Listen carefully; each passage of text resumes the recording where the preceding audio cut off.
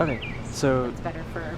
do you know which door she's coming out? I can do it. So I'm working on a project called the American Institute of Rhinoceros Science, AIRS for short, and it's this really cool collaborative study with rhino experts all over the country. And so we're focusing on four main pillars of research. Those are reproduction, iron overload, physical fitness, and well-being. So while I'm working under this well-being pillar, all the data is going to be kind of collaborated and really used together to form this very interdisciplinary approach to studying rhino behavior, rhino welfare.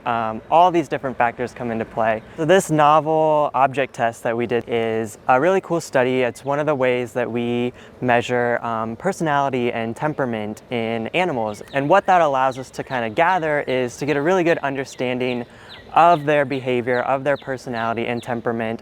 And that's really helpful for management. So, different rhinos are gonna thrive in different environments, and a better understanding of their personality is gonna help us to better adapt our management strategies for these rhinos. I have to give huge credit to the animal care teams. Without them, this wouldn't be possible. The endless training and work and the trust that these rhinos have in their animal care teams, we wouldn't be able to collect any of this data without them. We're hoping to learn a lot from this, and I think it's going to help us make changes to their daily husbandry routines, see if there's aspects that we're missing, whether it's including more physical exercise, changing their diet is a possibility as well.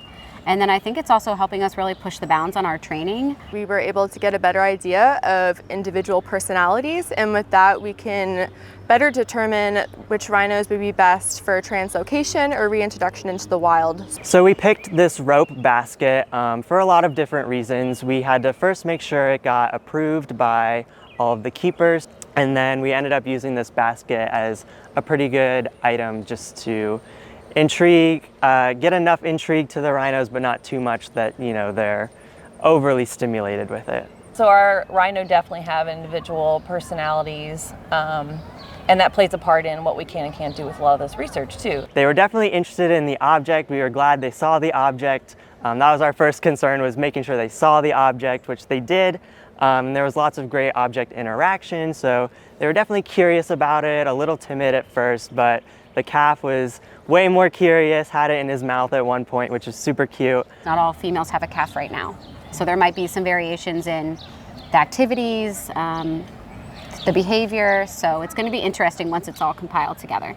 The broad goal of this project is to form real, tangible management recommendations for zoos and their keepers and researchers. It definitely is going to take a lot of institutions, a lot of keepers, a lot of researchers, and a lot of time to get this information.